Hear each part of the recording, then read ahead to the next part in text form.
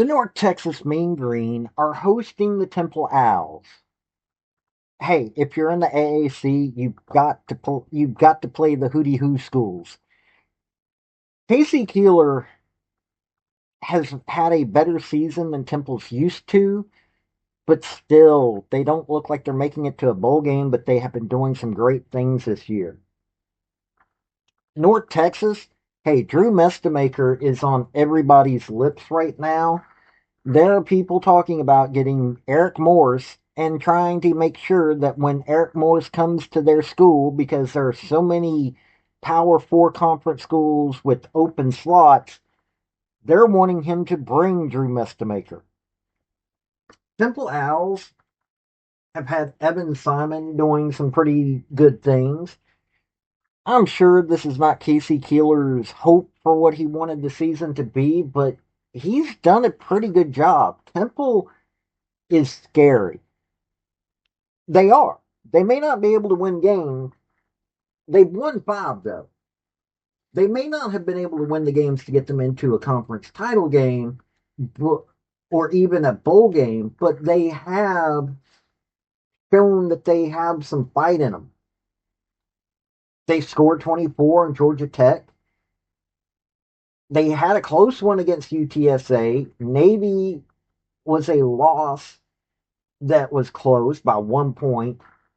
They unfortunately had to go into overtime against Tulsa, but they weren't able to beat some of the top schools. Now, Army, what Army did to them was, I, Jeff Monken's really good at ball control. I'm going to give him credit for that. I think what happened in that game was a crock, but okay, they lost to Tulane, but they have been doing some fighting this year. Didn't help that they had Oklahoma and Georgia Tech on their schedule. Didn't help that they had Navy. They were able to beat they had East Carolina, they had Tulane, they had North Texas. You had the power schools of their conference on their schedule, except for Memphis. And I think that what Casey Keeler's done this season is pretty miraculous. I want to see how he transforms this team next year. But before we get into this game, hit like, hit subscribe. If you like AAC football, if you like G5 football, if you like college football, just hit like and subscribe. It will really help me out. Won't cost you anything. And let me tell you, you're going to hear a lot about college football. I also cover other college sports, mostly women's gymnastics, because I don't do recruiting. I don't do transfer portal. And women's gymnastics needs somebody talking about it. So, let's get into this. Hey folks, this is Paul with Redneck Sports. I want to thank you for viewing my video, and I want to give you one thought process. There was a famous coach at the University of Tennessee by the name of General Robert Neyland. He had 6 maxims, but number 2 maxim is what everybody should apply to their life. Play for and make the breaks. When one comes your way, score. That's how to live your life right there. Since Temple's visiting, we're going to cover them first. Evan Simon, their primary quarterback. Hey, this dude has done some great things. Their offensive line hasn't been doing great things, but hey, 179 of 286, 62.6% completion rate, 2,015 yards through the air. He's thrown 24 touchdowns, only had 1 interception. Evan Simon has been a beast. Kevin McCoy, his backup's gotten 2 touchdowns, been sacked 3 times. So they got 26 touchdowns through the air, 1 interception, and 20 sacks. The offensive line could be much better. Now, on the ground, Jay Ducker, 145 carries, 746 yards, 6 touchdowns.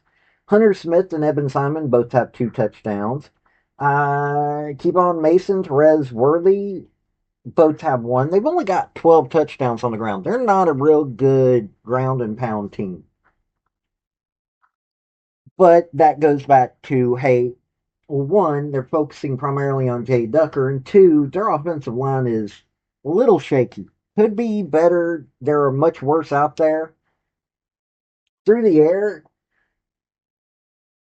Kajaya Holloway has got 37 catches, 471 yards, 6 touchdowns, 46-yard long run. JoJo Bermudez, 4 touchdowns. Peter Clark has got 5 touchdowns. Colin Chase got 4 touchdowns. Jay Ducker and Ryder Cush have 2 touchdowns. A few other guys have 1 touchdown each. I'm looking at this, their numbers for the amount of catches that they've got, they're not doing explosive plays. That's a problem for Temple. They don't have explosive numbers. Now, Hunter Smith does have a 72-yarder, and Jay Ducker's got a 55-yarder. But Peter Clark's got a 50-yarder, but they really aren't breaking out like you would need them to do to get into the end zone. Hey, it's a good school. They just haven't been able to quite get there yet. Now, on the defensive side, they've only got 16 sacks on opposing quarterbacks. That never is helpful. They got 32 pass deflections, 7 interceptions, one of which they scored on. It's decent numbers, but their secondary still not as good as it should be. 7 forced fumbles, 6 fumble recoveries. I'm looking at this. It's an okay defense, not great, not even in the good range. Curly Ordonez has got 68 tackles, 1 sack, 3 pass deflections, 1 forced fumble.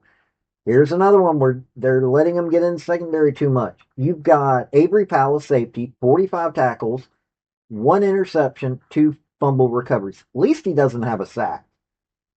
Jalen Castleberry, who's cornerback, 42 tackles, 7 pass deflections. You're looking at this, and they've got a few guys that have got decent numbers, but they're not gelling either, and they're not looking like they know how to get to where they need to get. Penalties, somewhat disciplined, 55 penalties, 561 yards, 51 yards a game. Barely having an offense, or at least having somewhat of an offensive line, but still not that good. Adrian Lang has got 2 interceptions. It's an offense that they don't have guys that can make explosive plays that often. And they're relying on just a few players. They don't have enough weapons. Yeah, they've got other guys that are doing things, but they don't have enough weapons that are producing much. They're not getting the yardage like they need to. It really is showing by these numbers.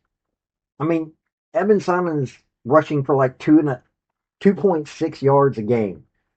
Giovanni McCoy, 1.9. Jaquez Smith, 2.9. 3.1 for Therese Worthy. They've not got dudes on there. Even though, hey, Jay Ducker's got 5.1. Hunter Smith, 6.5. And Kevon Mason has got 6.4. They're relying on too many, they're not relying on enough players. That's the problem. They don't have enough that they can rely on. Now, the Mean Green. Drew Mestemaker, 251 completions, 358 attempts. He's at 70.1% completion rate. 3,469 yards. That is Heisman level numbers right there.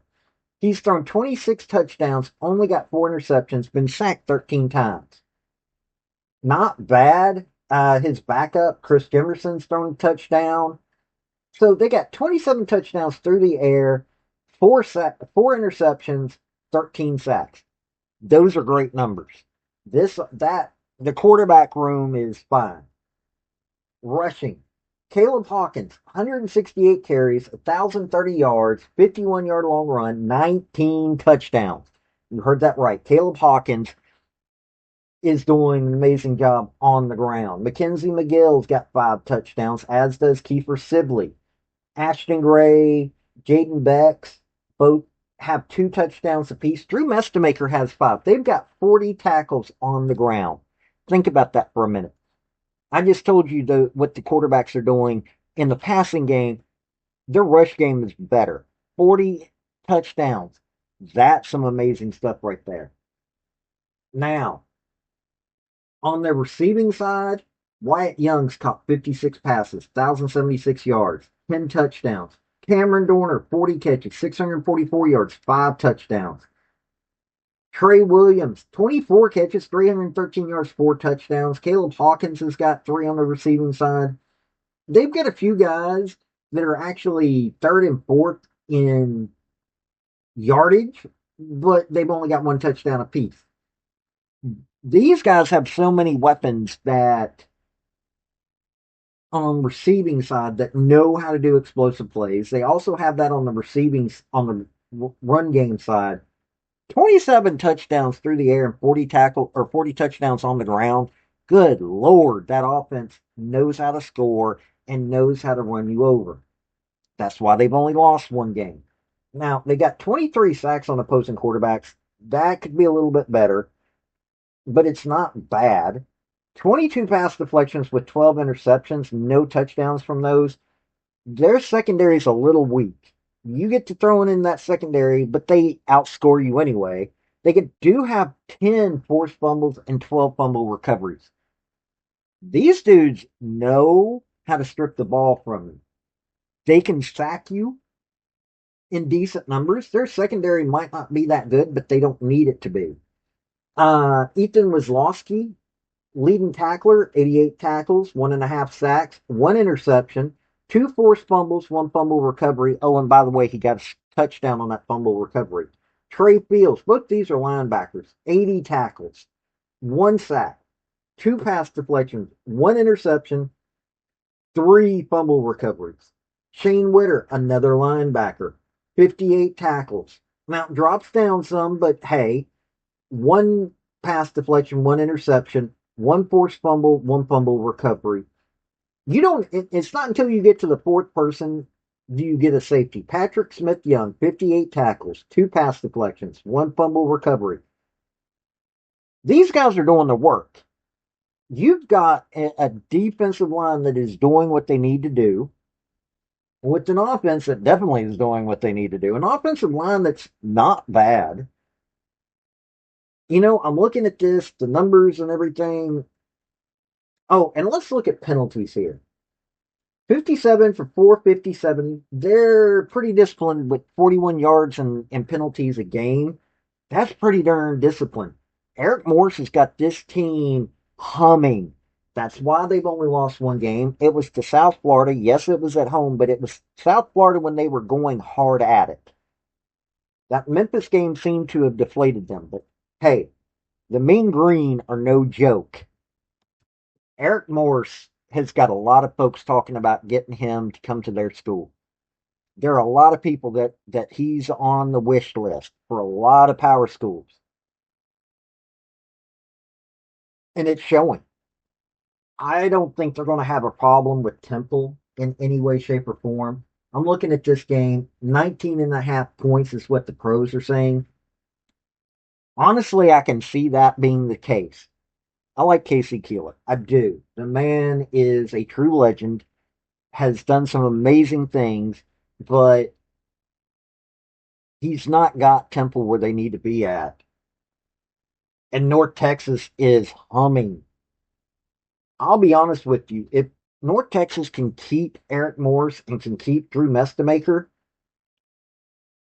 next year is going to be fascinating at North Texas. It really is. North Texas will be scary again next year and will probably be in the running for the AAC title game, along with being honestly some of the one of the favorites to get into the college football playoff. North Texas ain't no joke. And they're going to show you this Friday why they're no joke. This has been Paul with Redneck Sports. Y'all have a good day now. Bye. I want to thank you for watching my video. And if you like what you saw, like, subscribe, and comment. Y'all have a good day now.